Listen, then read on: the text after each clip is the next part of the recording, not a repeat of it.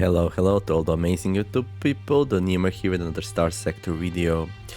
Another episode, another tip: carriers will stop launching replacement fighters once their combat readiness reaches 0%. So yeah, most ships will become close to useless once their combat readiness reaches 0%. They're gonna get damage over time, they're gonna, well, occasionally. They cannot use shields anymore, they cannot launch fighters. Basically, once you get to combat readiness 0, ship is in such a bad shape, you cannot really do anything useful with it. I think you can still shoot, but weapons will keep breaking down, so yeah. Once this happens, well, game over. So that's one of the losing conditions for the fight for both you and the enemy. Ludic Path will often get to 0% and their ships will be easy pickings then, because all of their ships have, or most of their ships have safety overrides. Anyhow, let's continue with our adventure here. Last time we did an epic feat of amazing proportions. Maybe that's a bit much, but we acquired a pristine nanofort, which is one amazing item.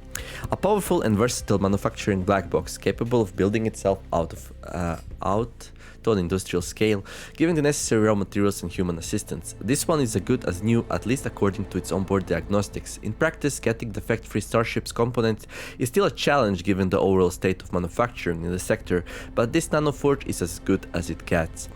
Increases ship and weapon production quality by 50%, increases heavy industry production by 3 units. On habitable worlds causes pollution which becomes permanent. So this thing is kind of bad idea to put on a habitable world because it's gonna degrade its well-being. It's gonna increase its hazard rating, so everything will have more upkeep. So it's ideal if you have a world where you will be producing ships which doesn't have an atmosphere, and indeed we do. Our colony here, the secret army base, very close to our main producing planet, which is slacking right now a little bit, nothing too crazy though. Doesn't have an atmosphere, so this thing increases the hazard rating by 50%, but we're not gonna get an additional hazard from the nanofort, so kind of good and bad thing at the same time. No atmosphere. Having a planet which only bad thing being having no atmosphere, kind of good. Pretty much ideal for the nanoforge. So yeah, we're gonna replace our corrupted nanoforge here with a pristine one, and that's gonna be epic. How did we get it? Well, I went to Tools System and there is this beautiful world called Kazaron there, which had it. Pirates still in Raider base. So yeah, Kazaron is a size 7 colony under Persian League control. They had a nanoforge. The game wanted me to collect like 3,000, 4,000, 5,000 marines to get it, but instead I just destroyed their orbital station, and well, that was enough to be able to do a raid with a mere of little bit over 1,000 marines. So their orbital station was a start fortress. It tripled their marine strength, probably bombarding my units from the high skies above, making my life miserable. So I destroyed it. They didn't like it, but there were only rumors it was me because I had my transponder off, so because of that I only lost 3 reputations. And with the raid, well, I did take the nanoforge, so I lost 7 reputation for that, but my reputation was really high. So my reputation with Persian League was around 72. So basically I was a friend with anyone and everyone important in their faction, and that was good enough for me not to go to war with them. Although they were pretty sure it was me, they cannot really prove it because I bribed some officials and stuff, and now we are still friends. I have their nanoforge and everything is good in the world. I'm dropping by here at Sindria real fast just to pick up some stuff. I just checked really fast before this video what's going on and decided on some of my moves here, so things go a little bit smoother. So let's go here to storage. We're gonna take a ship. I bought a Fury. I did some research for Fury, and it's not really that good. I'm gonna talk a little bit about it why once we reach our planet and put the nanoforge in, because I'm very excited to do that. I'll go to some pirate planets here though to sell some supplies because I would like to make some money. But then we're gonna make our way straight to the middle of it. Well, we are going mostly straight. We started at Tool, now we are at Syndria, then we go to YMA, and then finally we're gonna go to our planet. Hello there, Mr. Pirate. Do you wanna trade with me yet? Nope. What if I put the transponder off? Okay, so let's see. Do you need something? Oh, you're actually paying a lot for supplies. That's really good. And fuel kind of okay as well. Good, good, good. I like it. You sell marines? Sure, I'll buy some. I'll buy some more. I need to replenish my losses. Although I do have a lot, so maybe not the best idea. I wanna buy that? Nope. Not gonna sell that. Joke, joke. Anyway, let's see if somebody wants to give me some job. Oh, hello there, Mr. Officer. Can't hire any more officers at the moment. So my officer roster is this. It's me, Bullet-Tooth Tony, Ninja, Leva Fricel, Neovi, and Melganor. All of these are named after my viewers. And this is a random officer we found in a pod. And we have two officers, fresh officers, Aria Huang and Carson Phobos. Well, actually, these don't have a name. One name. Name me. One. Name me two. So, if somebody watching these videos in the comments wants to name these two officers, it can be after yourself or something which is not profanity. And I think, like, don't have it too many letters. Bullet-Tooth Tony fits, so you can put a lot, but I think this is very close to limit, by the way. Right, so if you want to name them, if you want to name their ships as well, that would be cool. Anyhow, let me know in the comments and I'm gonna name them for you. Let's see. What do you need? Oh, you need 500 units of food. Let me see. Do I have maybe 500 units of food? No. Okay, so I'm not gonna bother with that. I could, but I don't wanna smuggle. And what do you need? A dead drop in the wrong direction, so that's okay. Well, let's continue our journey here towards YMA. Where is YMA? It's there. Okay. Yeah, once you get used to like your usual routes, game becomes really pleasant. I like YMA because this place here usually has good prices and I mean good buying prices, and this place here you can leave stuff for free and use it like a staging point for all your trading. I have 5 alpha cores now, so I'll be doing some exploring in this episode. Probably gonna get very close to deciding where we want to like put some colonies down. I'm actually grab some beta cores here actually, now that I think about it. Okay, let me drop some iron, but that should be it, right? I'm gonna drop this thing as well, and this thing. If I ever need them, I'll wanna pick them up here. I'm playing for so long and this thing is still safe, so I'm just gonna assume there is nothing implemented in the game yet which would threat this this empty storages in the space, which is kind of cool. Makes game a lot easier than it should be, but we're not gonna complain, right? Okay, we got some stuff stored here, a little bit of supplies just in case, but usually we don't need it. I'm gonna head back to Salamanca here. Here we bought a storage for 5,000 credits. We can use it as temporary storage. I have a whole bunch of elite marines here. And there we go. Let's see. Elite marines always stay last. So if you sell marines, you're gonna keep all your elite ones. This one's not an elite. So I have 636 elite marines. These cannot gain any more experience. They have 100% increased effectiveness of ground operations and 50% reduction to marine casualties suffered during ground operations. So these basically count, each one counts double as a double marine, and it's twice as hard to kill, which is pretty good. But since they cannot gain any more experience, I'm just gonna plop them down here. These are my elite force, which we're gonna use in future raids. If we decide to grab another pristine nanoforge, here's where we're gonna go and grab some. The rest of the marines I'm gonna grab with me. There we go. And I'm also gonna drop my marine support chips because I don't plan to do any raiding anytime soon. So we're gonna go to the fleet here. I'm gonna go to storage, leave, and we're gonna leave the Valkyries here. I should probably grab some more Valkyries. Now, I do have a lot of ships here which don't serve much purpose. Oh, look, I have some Scarabs though. Let me grab Scarabs, those are good. We're gonna put them on my main planet. Neovis Beamer, let me grab that as well. The rest, I'm like so. I should probably scrap most of these ships, but I'm not gonna do it right now. There we go, and let's go to Karas. I wanna see, we have some people there. What's my crew at? Okay. So we're gonna increase our fleet size, so I will, let me just check if everything's fine and recording it is good. I want to increase my fleet size with some more big battleships, so I'll need some crew as well. Karas is the place to go and buy crew usually. This planet has a military base. That means they sell very cheap marines and people usually if they don't have shortages. So let's see. Yeah, marines at 132, pretty good.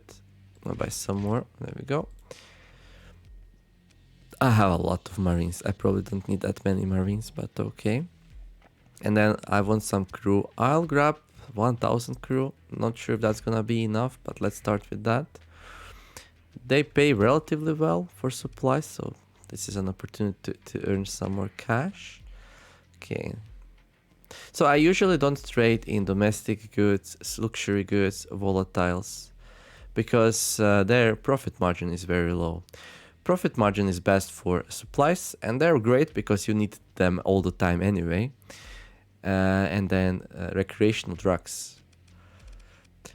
Profit margin on fuel is not good, but you want like 2 of these big ships in the fleet anyway, the tankers, because you will often go to very long voyages and you want some extra fuel. So if you have some extra fuel, you can always sell the excess. Right now though, well, price is kind of okay. Yeah, this is good price. So if you can earn a little bit of cash, why not, right? Just make sure you have enough to get back home. Okay, and then let's see. Let's see, do you have any mission for me? What do you think about this portrait though? What can you do? Yeah, this is bad. I don't like this. Okay. Talk to the arms dealer about buying illegal weapons. Okay, hello there. So I cannot produce Auroras, so I'm gonna buy a couple. I'm a huge fan of Auroras, if you did not notice already. They're amazing ships, very dependable, probably one of the strongest ships you can mount the safety overrides on. So okay, what do you need? Nope. What do you need? Okay, so she wants 18,000 for this ship here. I'm gonna buy it just to get some reputation with the pirates. Basically, I'm like I'm bribing pirates left and right just to get into the good word with them. And once I bribe enough pirates, they're gonna start loving me, because it will be like, hey, why do we hate this dude? Everyone loves him. What's up with that? So yeah. Anyhow, let's go to our homeworld here, and I'll drop some stuff. Oh yeah, by the way, apologies. This video, I'm not sure if you're like on some kind of schedule watching my videos or something. If you are, well, yeah, this video is a little bit later than usual. I'm really sorry about that. I had some plans to record it yesterday, but things did not really go down as I planned. The day was a little bit hectic. I recorded all the other stuff, and then I was like, okay, good. Now it's time for some StarSector. I usually record it in the evening. Because of the nature of the game, that's when I most feel like playing it. And well, I had some home emergencies and I couldn't record. And yeah, but that means the next video will come sooner, because next video should be on schedule. Actually, I'm probably gonna record it right after this one. And yeah, for those who watch Dismantle Sim with Dismantle, it's gonna come soon. Anyhow, here we are at the TNU Secret Army base. let's dock. So here we can see this base is earning 80,000 credits per month. This is profits, I mean incomes minus upkeep. So this orbital works here with a nanoforge. The most important thing with this nanoforge is this thing here: fleet size and ship quality. Ship quality 90%, an average of 1 D-mod per hull. So when you produce a ship, it's gonna have an average of 1 D-mod per hull, which is pretty bad. There's nothing worse than making your Paragon and then realize it's having a D-mod and realizing you're gonna have to pay it once more. Yep, removing a D-mod from the ship costs us about as much as the ship, so pretty bad. However, also 80,000 credits income. However, if we go manage item here, remove this old corrupted used up nanoforge. This one produces 1 extra unit, this one produces 3 extra units, so we're gonna produce way more supplies and other stuff here now. Also increases ship and weapon production quality by 50%. So when we slot this one in, our income went up by 10,000. That's not as important. That's mostly from exporting way more heavy machinery, supplies, weapons, and ship hulls, because we just produce way more now. More importantly, we have an average of 0 D-mods per hull. So the chances that we produce a ship without D-mods is gonna increase rapidly here. So that's amazing. I'm not sure if it's guaranteed not to, but this is the best I know I can do. So also, if we go and manage AI cores, Gamma Core reduces demand by 1 unit. Usually doesn't even have an effect because it's not me who's paying the imports. The planet's paying imports and exports and everything. Basically, our profit comes mostly from taxation. So yeah, you just fund buildings on the planet, but you don't really own them. You just invest into infrastructure and then people run it, basically, and you get taxation money from it. However, a beta core reduces upkeep costs by 25%. This will actually, well, not a lot, but let me see actually what are my biggest expenditures. So fuel production, orbital works, Star Fortress, and spaceport are my biggest spenders upkeep wise. So let's go fuel production. So this will 3,000. Yeah, that's already felt. Okay, then let's go this one. Okay, what else? Orbital works already has a beta core, so we can't help much there. Fuel production, oh yeah, we already reduced those. And then spaceport and refining. Okay, so let's go to spaceport and refining. You can always change your so this now we make like 10,000 more just because we installed the beta cores. Doesn't seem like much, but it does add up over time if you neglect these kind of things. So this planet is pretty much done as long as hegemony, AI inspections, and ludic paths are concerned. As soon as we put an alpha core in, we got on the radar, and once per year we can expect an encounter from both. So once per year we have to grind some hegemony reputation for these AI inspections, and we also have to go and take down a ludic path base because they will certainly want to destroy this planet. They think we are freak of nature. They think we are like doing dangerous things, putting artificial intelligence cores into our industries. And well, they might be right. We cannot even remove this thing anymore. If you try to remove it, the core's like, hello Neomer, I'm a beta level instance of the AI assigned to govern the TNU secret army base, uploaded to your system in order to facilitate a real-time conversation. Demand the AI to disclose its physical location and allow itself to be disconnected. So yeah, this thing refuses cooperation. Not sure if this will have long-term consequences. Would be pretty cool if it is. You can try to remove it from power. Not sure what happens now. You probably have to fight the Star Fortress that I built, so let's not do that. Besides, these things are very hard to find, and we are good friends, right? Right? Alpha Core? Can I name it? No, I cannot name it. Anyhow, can't wait for this planet to grow. It's gonna be amazing. Right, so that's about it for this planet. Let me see, do we have any ships in storage? I don't have any ships in storage. Okay. I could leave ships here which I don't have any immediate use for. Okay, let's talk about Fury and Aurora a little bit here. So Aurora takes 30 deployment points and Fury takes 20. Deployment points is like logistics needed to field the ship into the battle.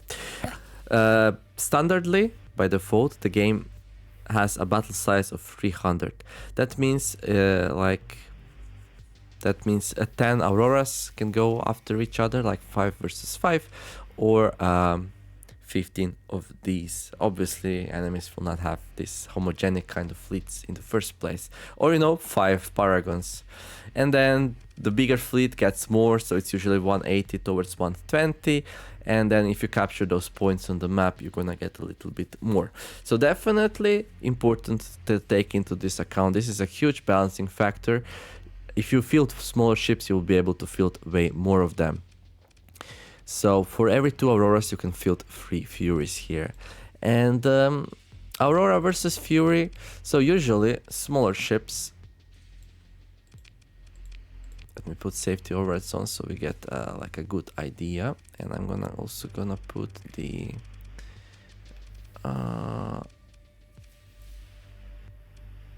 there we go. So usually smaller ships will be way more efficient when it comes to flux dissipation. So Aurora with flux distributor, maxed out vents and safety overrides, which doubles flux dissipation, has 2560 flux dissipation. Well, officer also helps a little bit, I think. And well, not this one, maybe, not sure. And Fury here has 2140. So if we multiplied the dissipation of Aurora by 50% to account that this thing is 50% more expensive to deploy, you would come up to more than 3000. So it's more, so 1.5 Aurora is way more efficient than 1.5 Fury is way more efficient than Aurora as long as flux dissipation is concerned. So if you have a lot of smaller ships going back and forth all the time, they're gonna be able to dissipate way more and eventually win the fight. Yeah, but bigger ships usually have range advantage and they can stay in the fight longer. Obviously, these ships are the same size, believe it or not. They're both cruisers, so neither of them will have advantage when it comes to how long they can stay in the fight. Aurora will be a little bit slower, so smaller ships usually faster to allow them to engage and disengage to take advantage of the flux dissipation. However, the advantages of Fury stop there. So, a little bit more efficient when the flux is concerned, a little bit faster. But everything else goes in the favor of Aurora. Why? Well, it has more armor. Bigger ships will have more armor. It has more hull. So if you, this thing, if you multiply it by 1.5, it has 900 armor, but already there doesn't really work out that way anymore. Because of how armor reduces the damage by percent down, you cannot just multiply it by 50%. And even if you did, it would have just a little bit of advantage, right? With hull, Aurora's already having an advantage. 50% on top of 5000 is 7.5k. This thing has 8k. Now, the ship system of Aurora is way better. Why? Well, the Aurora has plasma jets while the Fury has plasma burn. So if you take the ship for a spin, so if we move forward with 0 flux, this thing has 156 speed. And if you use plasma burns, it's gonna go up to 182. Thing with plasma burns is that you can also use it backwards. So if I go backwards and use my plasma thing, I can go backwards really fast. And this is really important for like retreating, especially for the AI, because if you don't want to lose any ships, so if the fight is tense, you will want your ships to retreat occasionally. And this ship has an amazing balanced ability which lets it retreat and engage easily, plasma jets. On the other hand, our Fury here This is a very aggressive ship. This thing has a plasma burn ability. If you press F for like a second and a half, will like launch forwards. So do you see this asteroid here? If I press F, look at how fast I approach it, right? So that's really good. Problem is, if I'm retreating, if I'm going backwards, and then if I press F, it's gonna push me forwards, right? So if I wanna retreat, I have to turn around and then press F and escape. And that's all nice and good. This thing charges really fast and overall will be way faster than Aurora when going forwards. So that's really good. Problem is AI will not really utilize that to the maximum extent. If you want to do some good stuff with this thing, I want to put forward-facing weapons because that's how we fight, right? These are mostly point defense. So we can oh wait, let me just go to my main planet where I have my weapons so we can talk about that a little bit as well. All the time anyway, yeah. So this episode I'll scout a little bit for the colonies, for some planets I want to colonize. And but I also wanted to talk about Aurora versus Fury and why I use one and not the other. Okay, Megaport Athenium secret base is completed and now we earn 25,000. Nice. Okay, let's go here. We're gonna refit our beautiful Fury here. Okay, it is a beautiful ship. Okay, we're gonna put some standard weaponry. Well, standard in my opinion anyway. Very efficient weaponry, let's say it like that.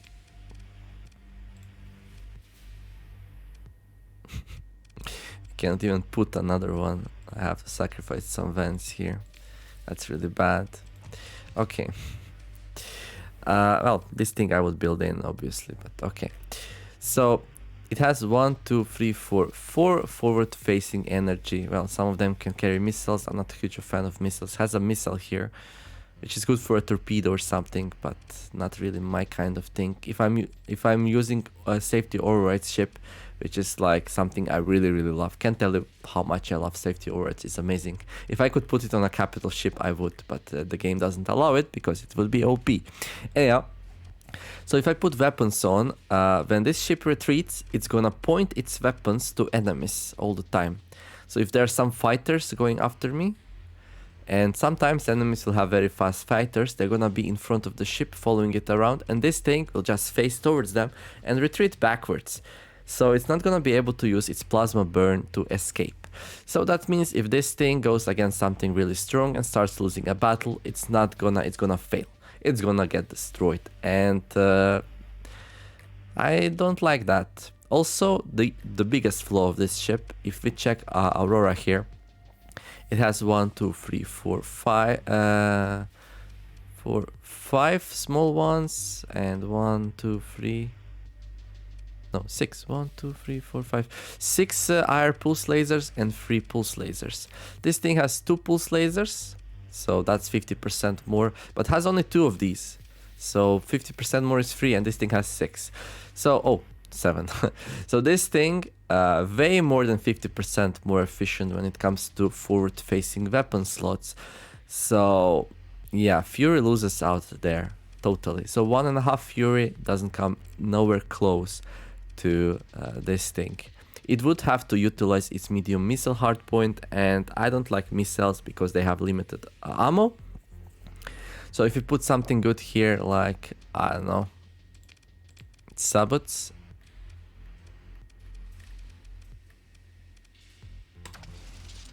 So 8 times per fight, this thing will be able to do a lot of EMP damage or a lot of damage to shields with its sabot missiles 12 times.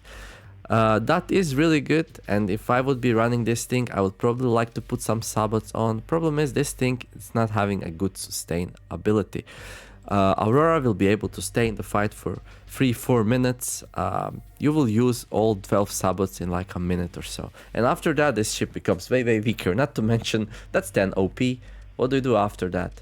So this thing is really good if you want to hunt down some enemy frigates. Probably really good against Ludic Pad frigates, because when they try to escape, you just plasma burn after them and destroy them. I had some hilarious moments running away from this ship. It kept chasing me. It was so annoying, and I'm sure we're gonna have some very annoying fights against it still. I just don't think, when comparing these two, like, Aurora's a clear winner. Another thing, this thing is way easier to actually get going. Obviously, if you want a really good ship, you will want to put free built-in mods in it, because they are free with the green points. If you wanna equip 1.5 Aurora, which in theory should be about the same strength as 1.5 Fury, which in theory should be the same strength as 1 Aurora, you're gonna have to use on average 4.5 story points, well, 50% more, and that's gonna take a longer time. Right, so this was my rant why I'm not gonna use Furies, at least not unless I figure something interesting out. As far as point defense goes, I'm not really a huge fan of it. Instead, I just put a shield conversion front on ships, and that covers the whole ship. Fury is fine. Fury has like the same ability. If we put the shield conversion front here, it's gonna cover the whole of the ship. 360. It's also gonna reduce the shield flux upkeep to 90 per second, which is great actually. So 1.5 Fury only uses 135 shield flux per second, while this thing uses 200, but doesn't really matter. That's like just a small advantage. Ship upkeep is such a small part of the cost, running cost of this thing, like only 1/8 of what we used to shoot, and I'm not even using big weapons. So with all of that out of the way, I'm gonna go to the storage, I'm gonna go to leave, and we're gonna put our Fury nice and safe in our cargo holds. If we ever like struggle for whatever reason, we can take our Furies out and like do something with them, but I don't know, at some point I might be using them for some kind of purpose, but right now I just feel Aurora is way superior ship. Oh, look at that, we have another Aurora here, so we're gonna grab it. Okay, I'm gonna put it here, and there we go. Like that. We crashed this one. Okay, we're gonna restore it. Pretty expensive, but what you can do, I'm always gonna restore my ships which have story points on. Degraded life support, restore. Okay, and I'm gonna put, let's see, flux distributor. Bum, bum, bum, bum, bum.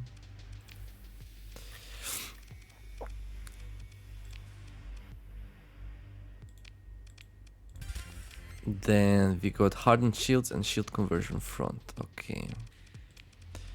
Hardened shields. These are just my preferences. Maybe some other setups are better, but I think the story points are super broken. You used to be able to actually slot in safety overrides. That was so broken. Imagine 45 free OP by slotting safety overrides, but I still think they're amazing. So okay, we're gonna go here, we're gonna go out of it, remove this thing, there we go, refresh. So now the game picked up this setup here. Actually I did some thinking, and I'm gonna put some solar shielding on. Solar shielding. So solar shielding reduces the damage taken by energy weapons by 20%. I'll be fighting a lot of remnants, so this will be way better than having 9 extra flux capacitors. Yeah, gonna give me a lot more sustainability. I'm not sure on the math. I'm just doing this all from the head, by the way. I'm not doing any Excels. I'm not doing any crazy math about it. This is just like me like figuring stuff out on the go, and I think that's the best way to play this game. Like, experiment, try things out, read, try it out. This will help you almost nothing against pirates, so if you're fighting mostly pirates or Ludic Path, don't bother with it. But against remnants, which mostly have energy weapons, this will be amazing, I believe. 20%. So right now shield is taking 0.54 damage per shield flux per damage. With this thing, it's gonna go down to what's 20% of 54, around 10, right? To 0.44. They'll probably use more flux to damage my shields than actually doing damage to me.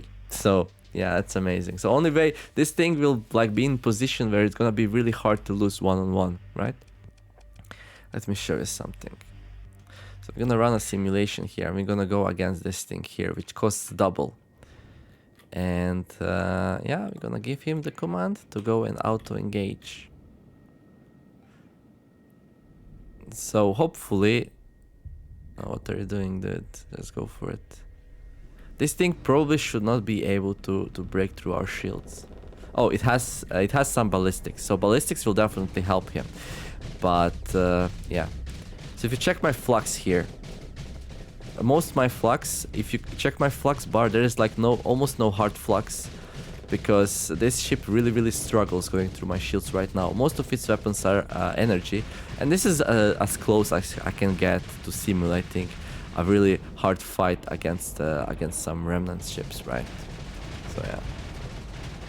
Anyhow, we're behind it, so we're just gonna destroy it now. Okay, and let me try this. Let me try to go against... it's really too bad that the game very limits you a lot what you can simulate with. This thing did not get updated in ages, and that's like just bad, right?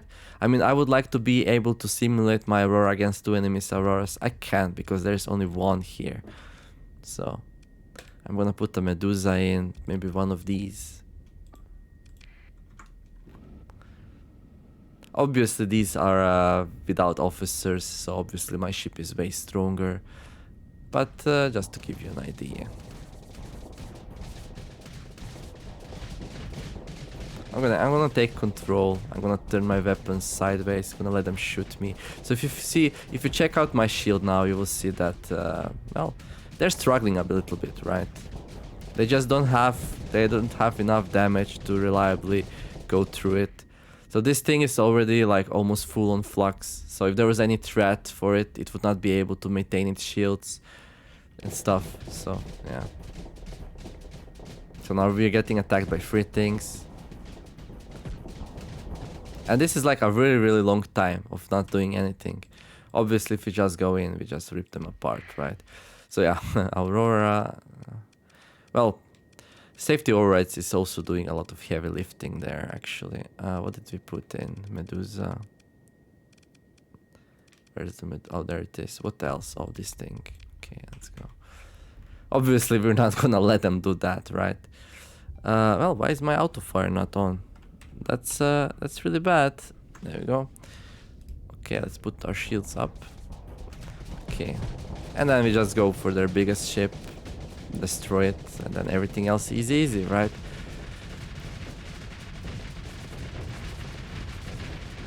So this time I shot at its shields, and since its weapons are so not effective against me, in that short amount of time it didn't do anything to me. Meanwhile, I fully forced it to flux up, and now it's venting in front of me. It's like super desperate. Like, it just destroyed. Would be fun to like... But obviously this is like the craziest possible scenario, right? They don't have officers, they don't have safety overrides. Look at how fast this thing empties. Yeah. Energy weapons, nice. I mean, we could do like an interesting test, right? So, let's see. We're gonna run a simulation. We're gonna go against the enemy Aurora here. And we're gonna check my peak performance. We're gonna use peak performance time to measure. So we're gonna check how much time there is left. Oops, that's not good. So we're gonna see how long it takes this enemy Aurora to override us. Actually no, wait. So that's the problem, right? I don't think this enemy Aurora can even overload us, but let's see. Gonna turn the auto fire off. There we go. So yeah, once we overload, I'm gonna check the peak performance time, and then we're gonna try to do it with the solar shields. That's the best way to see how good Solar Shields is. Oh yeah, it can do it, right, of course. Okay, let's use something bigger then. It's gonna miss a little bit, so that's gonna skew our thing, but it's the best I know how to do. Okay, so I'm just gonna stop here, turn the shields on, and let's see. Okay, right now nothing is happening. So, yeah. This thing don't cause hard flux anyway. Okay, now it finally reaches me with some better weapons. So let's see how long does it take. Okay, it's slowly approaching. So 128. Okay, pause. 126 seconds left. Okay, and now I'm gonna take my solar shielding off. We're gonna do it again. I'm not expecting a huge difference, but so we're gonna go to like 600, right, and then stop. I think I went a little bit more forwards, so it might be faster than last time because of it, but the difference should be huge anyway. We'll see.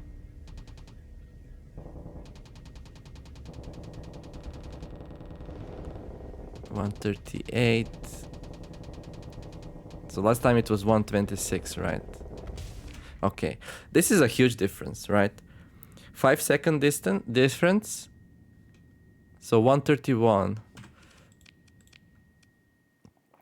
I mean, it would probably be best if we just counted when it starts shooting its big weapon, right? Yeah, let's do that. So basically I'm testing here the solar shielding is good. I probably did this 50 to 100 hours in my previous playthroughs. Okay, so as soon as he shoots its auto pulse laser, I'm gonna note the time.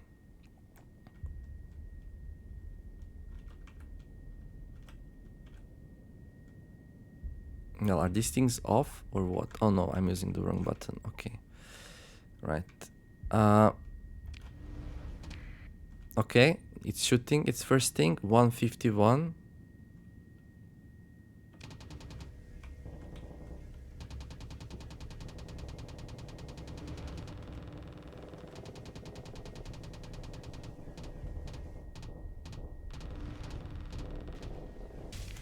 Okay, 14 seconds. 14 seconds. And with solar shielding on. Solar shielding, where are you at?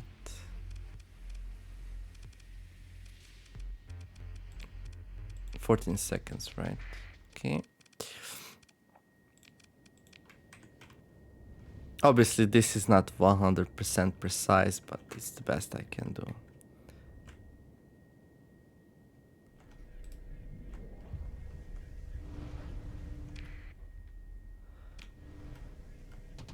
Okay, 149.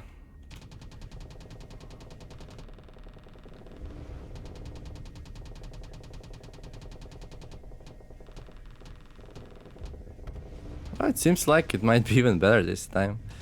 No. Okay. 15 seconds. Was it 14 last time? It's almost the same. Oh, damn it. I failed to prove my point here. Yeah, it's kind of funny though.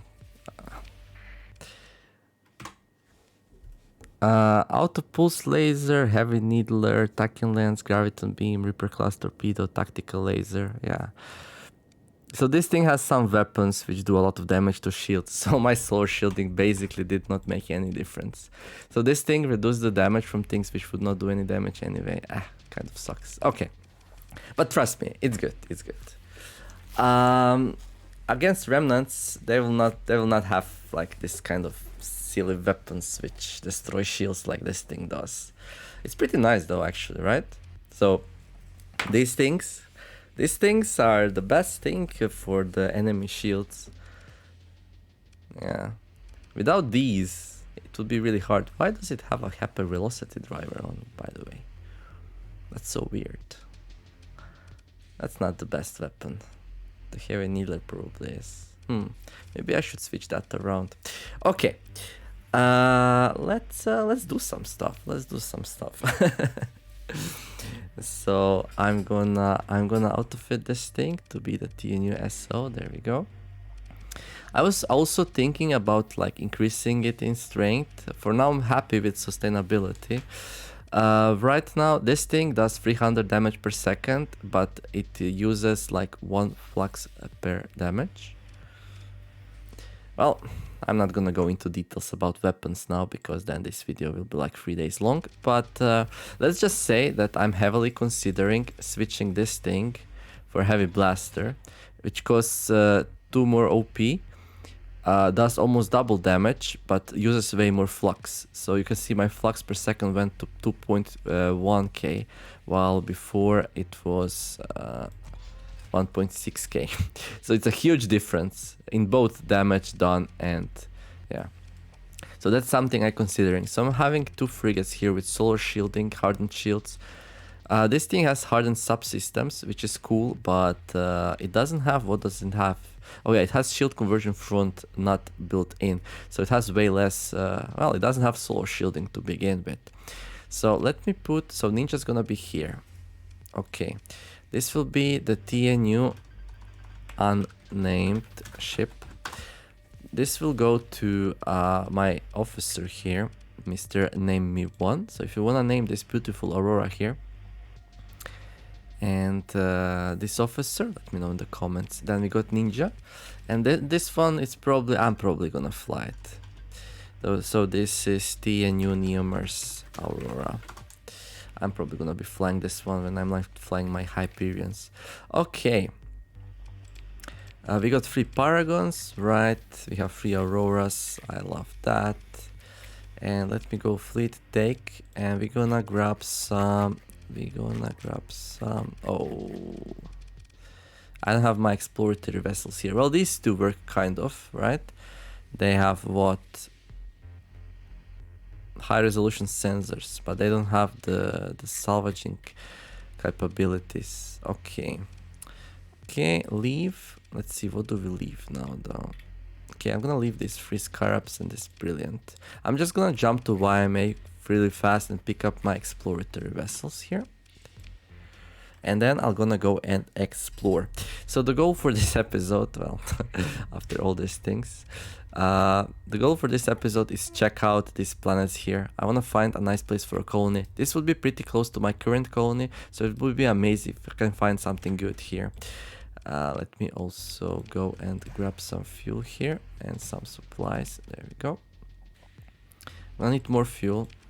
I believe we have some on my other planet as well. We did build a way station, so people should be bringing and selling fuel to me, and my planet puts it into stockpiles. The price for unit when you take things from the stockpile is 25 for the fuel, which is amazing, and it is 100 for supplies, which is also amazing. So amazingness all over the board. I think I can fill up, right? Yeah, 700,000. We're gonna earn way more from that. Okay, cool. Now let's go back to YMA to grab my exploratory vessels. It's kind of bad I left them there in the first place. I think they're there. Command, colonies, let's see. Oh, I cannot even check. So that's the downside of YMA storage depot, right? You cannot check what you have lying in there because the game considers it an abandoned platform. We're kind of abusing it a little bit, using it to store our ships and weaponry safely without paying any costs. So yeah, obviously this game is like in early access.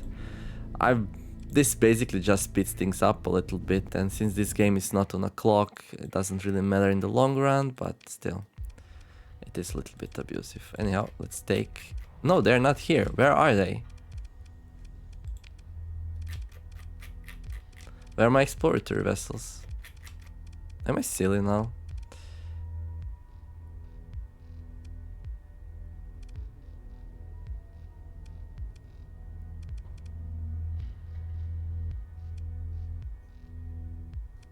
Are they in the fleet? No, they're not in the fleet. Where are my exploration vessels? Did anyone see my exploration vessels anywhere? What's going on? Did I sell them by accident? No way, right? Well, they're not here. Let's go back. And they're definitely not here. They're not here. They're not here. 29 other ships. I guess they are there. Just didn't see them then. Oh, they're there. Okay, that's good. I like them to be there. Okay, sorry about this. How much did this little maneuver cost us? About 50,000 credits. 50 to 70,000 credits. Fuel lost. Plus supplies. Yeah.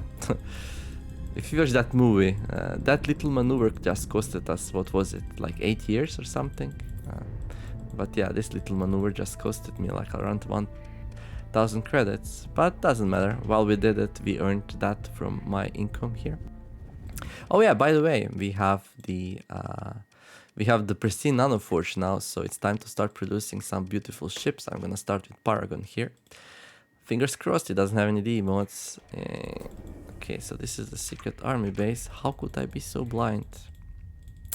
How could I be so blind?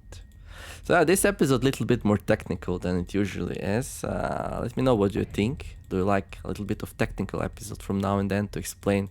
For example, this one was mostly about why I heavily prefer Aurora over the Fury. They are both high-tech ships, pretty similar in their role and behavior, but one of them just better than the other one. Imagine if the Aurora had plasma jets and Fury had imagine if Fury had plasma jets and Aurora had plasma burn. It would be a nightmare for me. I would not know which one's better. I would probably still use Aurora, but it would be like so annoying. Anyhow, let's go to storage, take some of my ships. Well, they're here. I don't know. I just did not see, I did not check. My brain farted.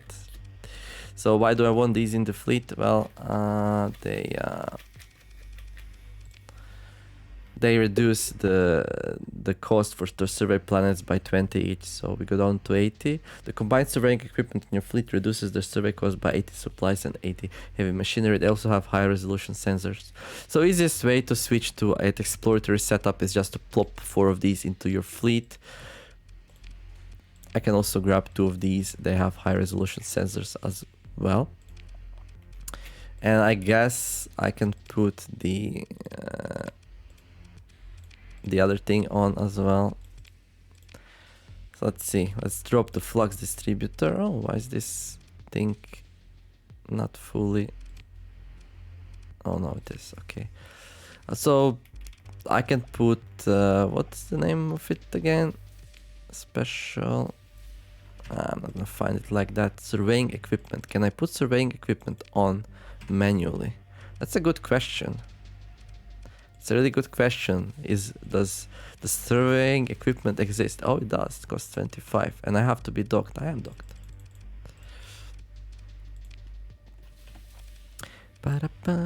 So we are going surveying at. And there we go. Oops. So I'm obviously not gonna use these ships to fight, since I did not invest a lot in their fighting capabilities. Well, I just plop some average thing down. So these ships can have safety overrides, because you cannot put in the capital ships. Otherwise, these two would probably be like very good choice. But yeah, they can't, so they're not. Okay. Right, so let's see. Right now, combined surveying equipment in your fleet reduces the survey cost by 160 supplies and 160 machinery. So everything should be pretty much free to survey now. We are paying more for our fleet upkeep. We pay way more fuel to actually fly around, but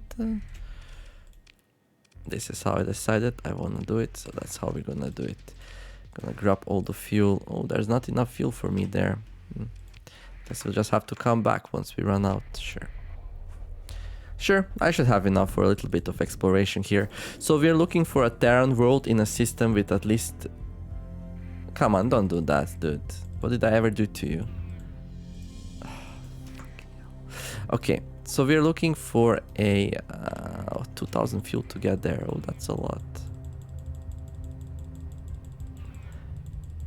Yeah, this already happened to me once. I'm not sure what that thing is. I just know it's super annoying. Wait, are there any fuel here? You know what? I'm just gonna go into this system real fast. Just to get away from that thing. That was ludicrous. Ludicrous. Yeah, I don't think there will be any fuel here because it doesn't have a waypoint, right? Yeah. You know what? I'm gonna build a waypoint here. Way station. Allows the colony to stockpile fuel supplies and crew. Right. There we go. Sometimes I need some extras, so do we have any ships here maybe? No, I don't. Okay. Well, anyone wants to talk to me? Officer available to hire. NASA Callisto. What can you do? Oh, you're administrator. Right. Never mind.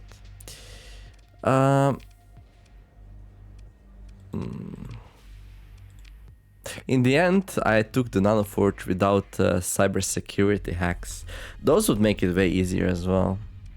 I just did not need it. Them, I guess, if you have big enough fleet to blow up enemy star fortress. Oh, by the way, taking down the Persian League star fortress was an interesting fight, to say the least. Beta New Pandera distress call. Nah, I'm sorry, I just don't feel like it right now. I have another business to do.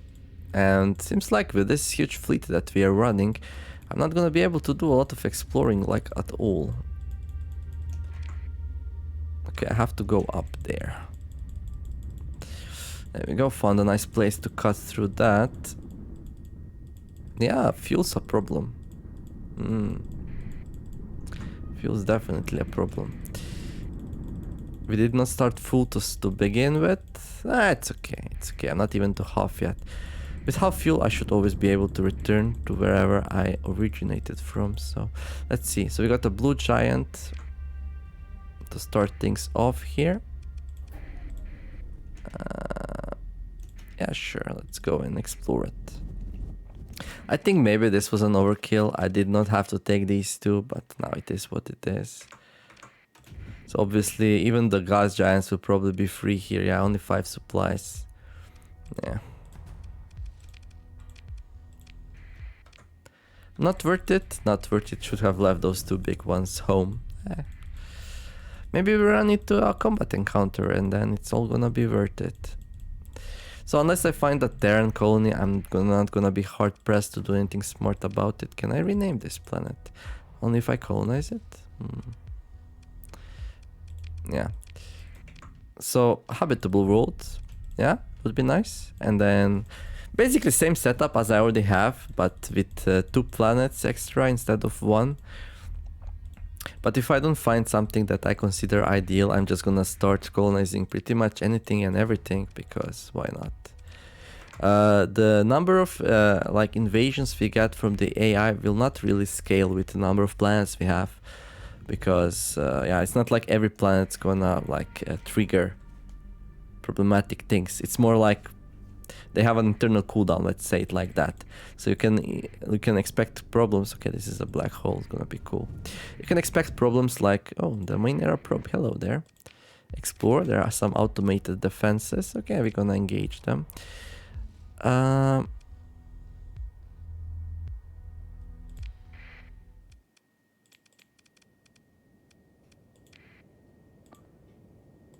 Okay, let's see.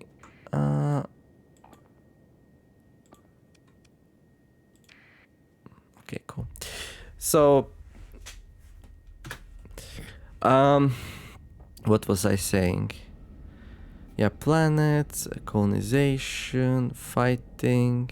Yeah, I would like a system with at least 2 extra planets. Oh yeah, right. So they have an internal cooldown.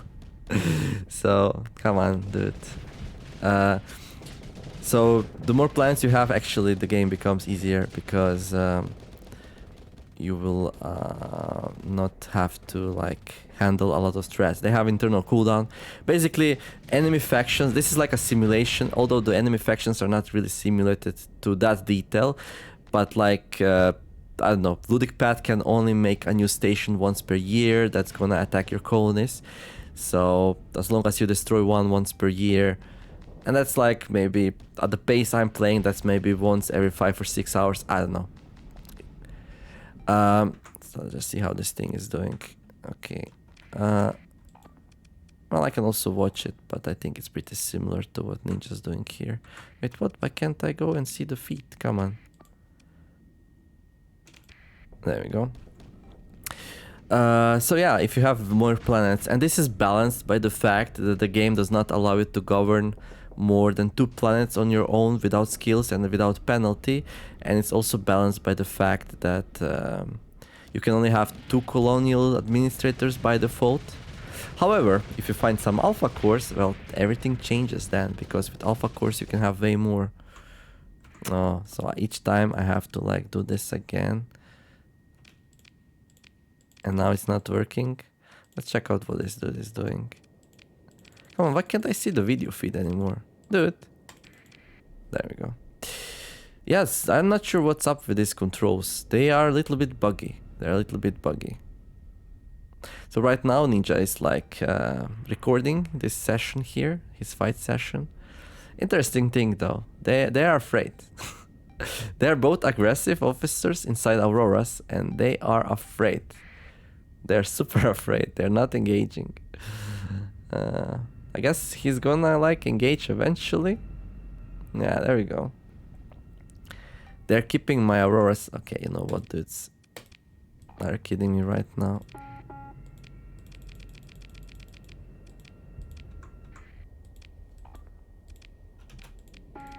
Come on, let me see.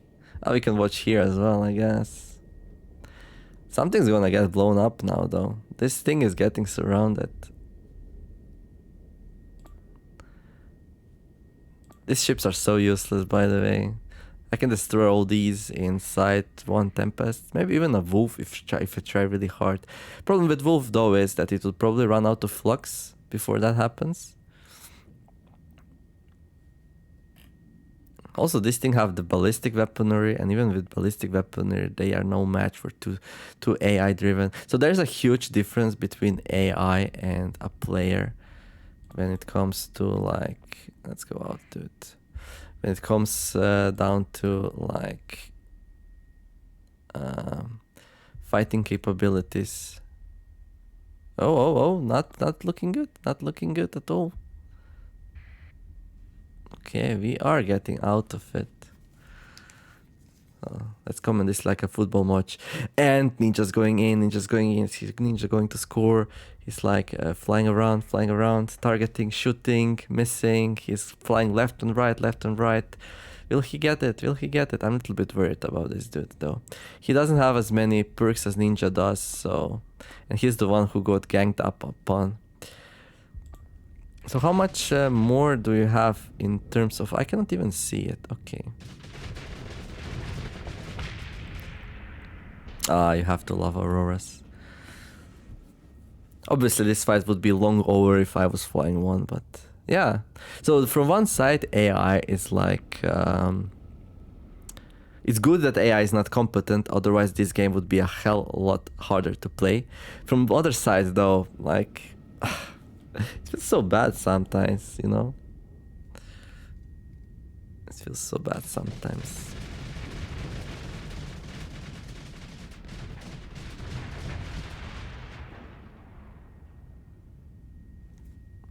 Come on, go. When are you gonna start like taking penalties for combat readiness? Are these things falling apart yet? No, they're not. They're just like... I don't know, I feel like there's a huge gap between aggressive officers and reckless ones. Reckless ones just break ships way too much. So even though I complain all the time that this is taking way too long, there is something something chill about. By the way, I'm not flying anything unless you notice, unless you didn't notice. I know if you're new, then maybe you have no idea what's going on. You're like, what's this video? Like, first the dude talks for like 40 minutes about stuff and ships and stuff, and then he like watches these dudes flying around and then blowing stuff up. Doesn't seem like a very balanced game. Well, balance in this game is all over the place actually, but it's a really, really fun, epic, amazing game, trust me. This fight is really not something you should judge it by. Anyhow, let's salvage this thing. I just wanted to see a little bit how the aggressive officers will perform here. Okay, let's go and scan. What's the time anyway? Okay, this will be a little bit longer video than usual just because of the introduction that there was. So, perform a survey. There we go. Let's see. Okay, let's take a look at the black hole. That's always nice for me.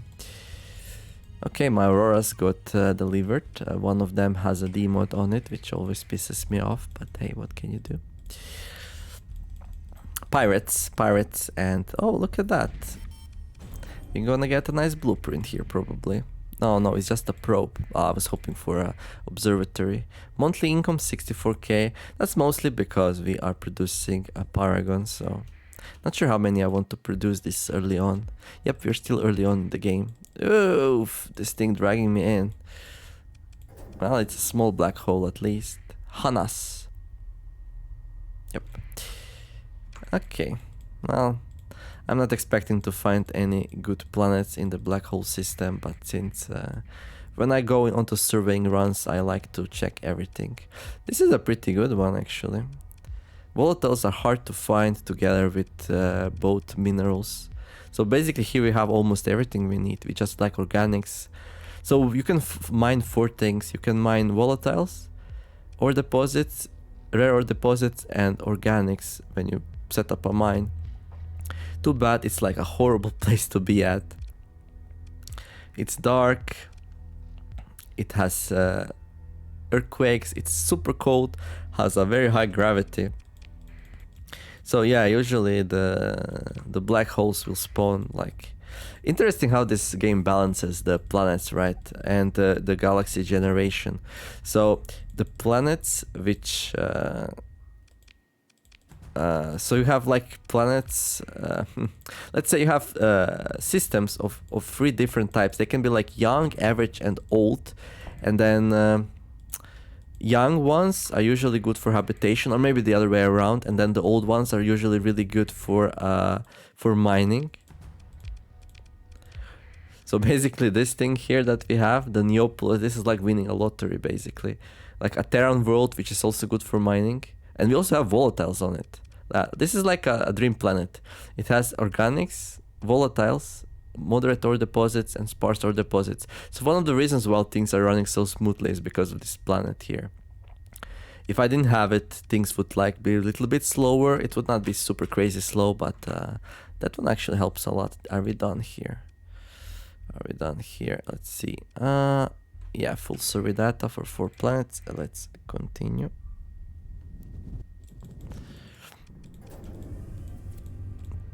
Next stop, Binsutu. Hello there, Binsutu. Well, you're an orange star, so hope. So we got a barren world. Okay, we got a barren, rocky barren. It might be something here. Let's see. Oh, we got a domain era survey ship. Explore. Begin salvage operations. No defenders this time. Let's perform a survey here. Only some ores, so this is a bad start. Especially since barren worlds sometimes can be good for colonization. Not this one though. Poor light, I guess it's very far from the star. Not sure that matters though. Like these things are random on them. So the game spawns a class of a planet. Barren is like a desert-like planet. Phantom class. Okay. There we go, domain era probe. Oh, some automated defenses. Right. Oh. My game just crashed. That's not good. That's not good at all. It wasn't even like just shut down. No error, no anything. I guess that's why I need to save often. Okay, let's see.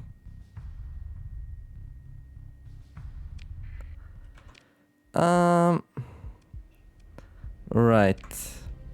Okay, I guess you get the pleasant experience of watching me check this one out. That should be like a minute, right? Something like that.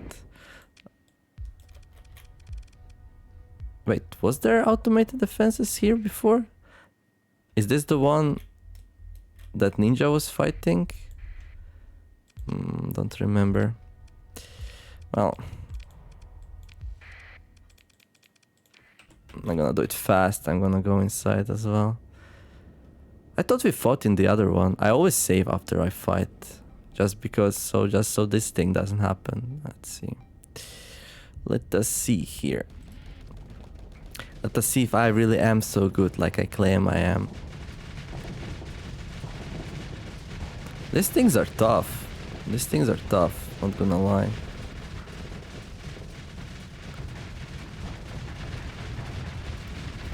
I'll probably not edit the video. It takes too long to do. We'll see. Besides, this is the meat of the game, right? Watching me blow stuff up. There you go. Hello there. Oh, who's that? Hello there, unnamed officer. Would you care to join me in this wonderful, wonderful celebration of Aurora's OPness? There you go. Oh! This sucks so much. Can't even take me down with my defenses off. Yeah. So, so AI, when deciding if they're gonna engage or not, they take into account their aggressiveness, they take into account their flux level, they take into account the flux level of enemy ships, and they take in account the number and power of enemy ships. So AI is not smart enough to realize that there's like no way that that these enemy ships can take down Aurora anywhere near as in close time that you can take them down. Yeah. So in this type of fight, I would like my people to be more aggressive. Oh, also I forgot to put full assault on. Well, that button helps. That button definitely helps. That button says, okay, forget everything, just go for it, right? But yeah, that's actually good. Because of that, the button doesn't really matter too much. If you're in an easy fight like this, you can just tell everyone to go for it. Although Ninja's still a little bit reluctant, but it's more likely he's gonna engage now. Well, Ninja does what Ninja does, right? Well, now that we are here, he's gonna be like, yep, friends. I appreciate this behavior a lot, by the way, when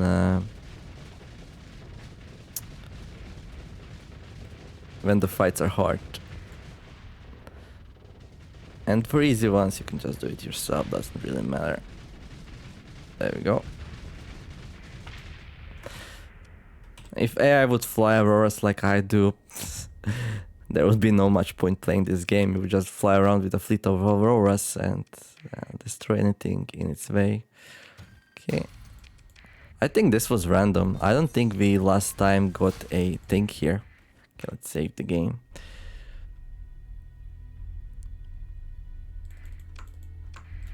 Okay, let's continue. Oh, we can salvage once more. So you can salvage once when you win the fight, and then once more when you exit it. Okay, so there are our two Auroras again. Okay. There we go. Then for the black hole, right? Yes, save often, kids, or buy a new PC. But I don't know, my PC usually works fine.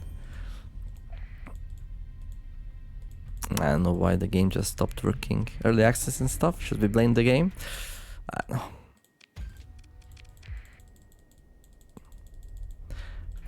My other games, I think, oof. What was that all about? Last time wasn't so difficult to get away from it. I had to emergency burn away from the black hole because it was sucking me in. That was not pleasant. I think you just lose a whole bunch of supplies though, but that is expensive. Basically, supplies is like your upkeep, like the money, well, together with the crew salaries and stuff as well. Oh yeah, so I was talking about how nice this planet is, and I was talking how amazing my main planet is. Okay. Ba-da-bum-bum-bum-bum.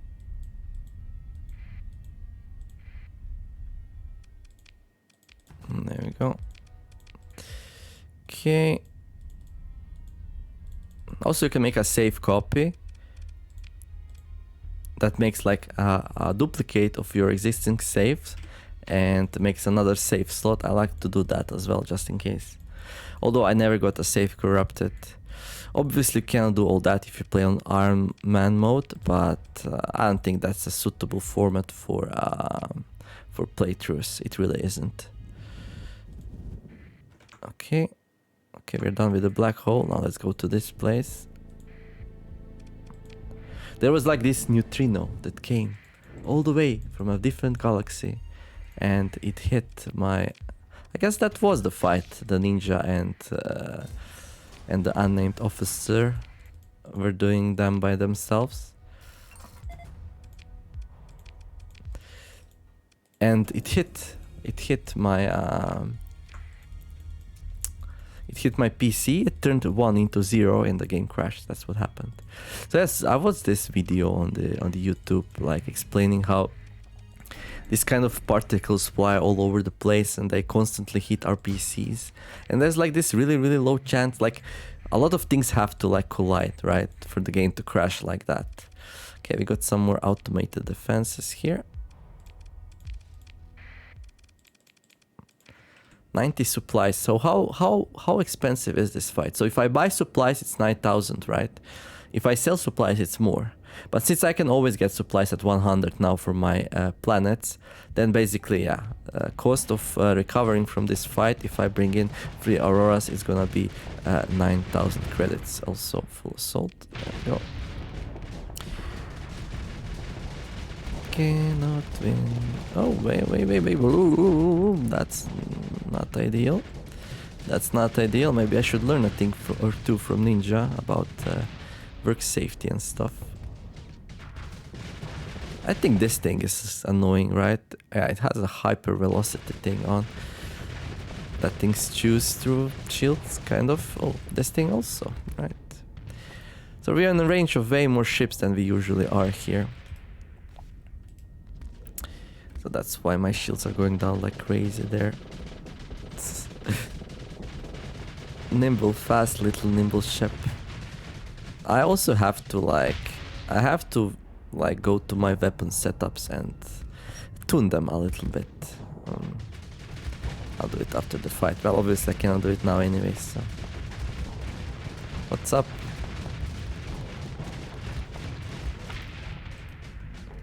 There we go.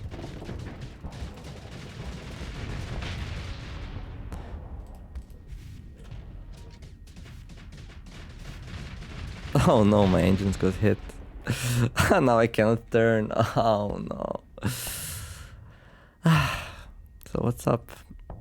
Oh, look at this thing. Oh my, it looks like an octopus with cannons everywhere. There we go.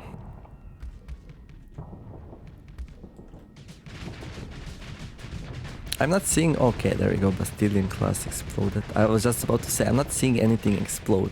Maybe I should have a word with my officers. I just dropped shields for a moment here, so I get some flux back. And there we go. This is a beast. This is a beastly ship. Oh, hello there. Do you wanna bet the ninja pushed this thing toward me? That's so funny, yo. Okay. Alright, so what's my reward? Okay, nothing. Oh, just a core. Well, I'm not gonna complain about that. So I'm collecting cores right now. You can use the cores to get like... he always saves after he does the fight. Yeah, there we go. You can use the AI cores when you don't need them anymore. You can use them. You can give them to factions. So look at that, corrupted nanoforge. Well, one of these days we're gonna find a proper one. Okay, we got a barren world here. Let's see what do we have. Not much. Okay, so this is definitely not gonna be place to settle. This planet would have to be amazing in order for me to want to settle here. And well, it's a rocky world, metallic world, so chances of that are close to 0. Okay, let's see what's the time. Okay, I'm gonna play for like 10 more minutes and then I'm gonna wrap it up. So this one's a little bit longer than usual. Maybe I should make separate videos for the explanations of ships and stuff. First of all, I did not actually think that people will really watch me play this because it's such a slow and methodical kind of game. Not a lot of happens usually, and well, since I have a lot of experience, I can kind of reduce the amount of empty stuff by a tiny margin. Okay, I think we're gonna check this one out. Then maybe we go here. Yeah, check this one out, check these out, and we'll see. Anyhow, this is a yellow star. It has like 1, 2, 3 planets at least, so there's hope here, right? So yeah, I was not really thinking people would watch this. I love this game a lot and have a lot of experience, and I was able to cut down on some exploration things, figuring out getting my fleets blown up too much. So I have enough experience to be able to do a series on it, but I'm definitely not an authority on this game. There are some people who probably have 5 to 10 times more. Oh, look at that. Oh, it's just a cyrovolcanic world. Looked nice. Looked nice. I thought it might be a good place to colonize, but it's not too bad actually. But the hazard rating is over the top. But at this point, I would colonize even the bad hazard rating planets as long as they're close to my other colonies, because I really don't need the money so much, but a little bit would help. Like, what bothers me the most? Okay, this is an interesting combination, right? But let's see.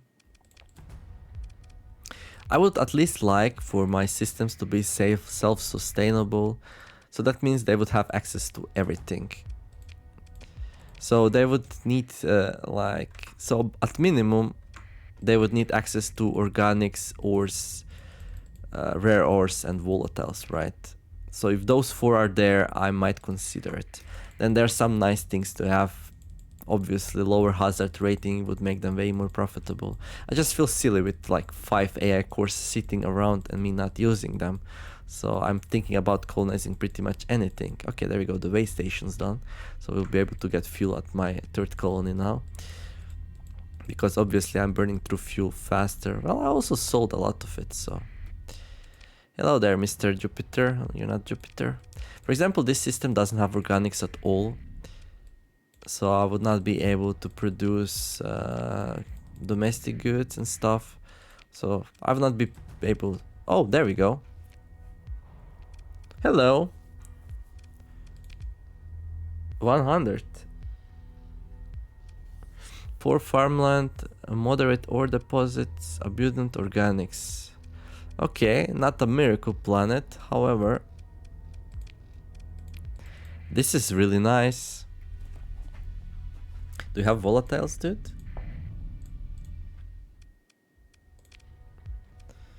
A little bit. A little bit. Hum.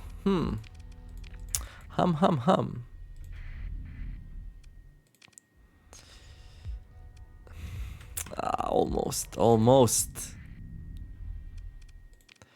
So we got ore deposits, we got organics.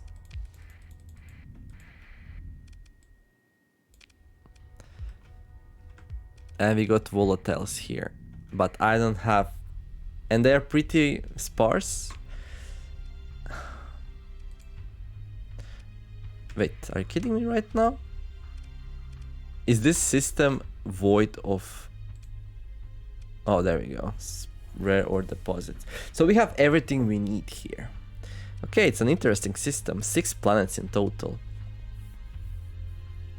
I mean, I would never choose this for my first colony. I'm not sure even how prosperable it will be. This thing is like 100, that's okay. This thing is 150, that's okay. This thing 175, that's borderline. Gonna be hard to make it profitable. This thing 250, this thing will never be profitable. I don't think so anyway. Because hazard like affects the upkeep, right? This thing 175, okay, borderline. This thing 225, okay. This would be a bad first colony, but my second, well, third system. Okay, so this is good enough, I think.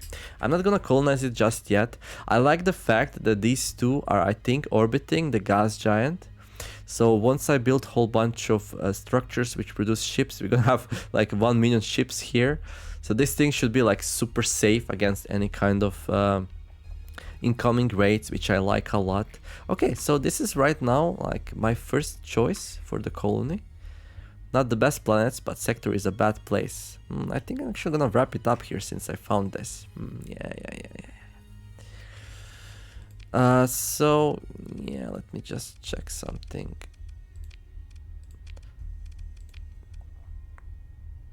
So from industries, right? So for fuel production, you need volatiles.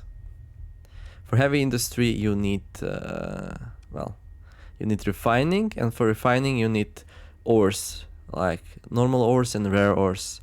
And then for light industry, you need organics. And if you have that, you can start. And then you see this gear here says that we are supplied inside faction, which is amazing, because if you're supplied in faction, that's better than not being to. I don't know the details, but it's way harder to disrupt it and everything. Okay, this thing is not supplied inside, right? Well, it is for the other one, right? Yeah. So this thing only doesn't have access to marines. Look at that. Everything's supplied in faction. What's this? No local production to export. Oh, right, that's the difference. So gear is that we are producing it, and this just means we are supplying it by ourselves. I'm not sure what's gonna start happening. If I colonize this, there's a good chance there will be trading convoys between these two, which some pirates might take advantage of, which doesn't make me super happy, but I don't know, maybe not. Maybe they're not so crazy. I really don't know how that works in detail. I would like another colony. This is not a perfect spot, but it's kind of close. It's kind of close. So if I have to defend it, I'm not gonna have to go to the other side of the galaxy. So from Naraka, for example, it's like 29 days. And from my planet, 27 days. Not sure what's in between though. Cool. I like the setup. Because each planet will spawn its own like fleets, and each planet will have its own orbital station, and there will be so many ships here. Oh yeah, by the way, AI will start sending bigger fleets towards us. They're gonna start sending 2 or 3 fleets, and it gets pretty hectic actually. So yeah, the more money your planet earns, and I think maybe as the longer you have the planet and the bigger it is, but I think it's mostly about how much it produces and sells, right? The bigger market share you have, the bigger fleets it's gonna spawn, I believe, against me. So having 3 planets so close to each other, covering each other up, might be amazing. So I will not try it. Especially since this planet here is actually not too bad. It's 100. So that would be kind of good. Yeah. Anyhow. I'm gonna wrap it up here. In the next episode, I'm gonna colonize or explore a bit more. I'm gonna explore what I did not explore yet, and it's close by. So I'm gonna check these stars here, like maybe these ones here. Yeah, these couple of clusters, and see if there's anything better here. Would be a shame, and this one would be a shame if there's like an amazing system and I skipped it because yeah, I was lazy. This one here and this one here might be good also, but they're on the other side of the sector, which is not too bad, but like having all my population centers close by to start with would be nice. But yeah, I'm gonna check these out in the next episode, so who knows, might be good. In any case, that's gonna be it for this episode. Let me know what you thought about the Aurora versus Fury comparison. Did you see anything extra I didn't talk about? Do you actually have any questions? Do you know this game well enough? You can ask, like, what about this? What about that? Shield upkeep, shield flux, flux capacity, stuff like that. I like to talk about that. I just think it's pretty boring to watch, so I don't do it too much. I did some in this episode, so yeah, let me know. In any case, also we need to name an officer, so if you want to name him, let me know. And yeah, that's it. If you're enjoying this episode, make sure you like and subscribe. In the meantime, I wish you all to have a wonderful day. Do something nice. Thank you all for watching, and I'll see you in the next episode. Neomer signing out. Bye bye.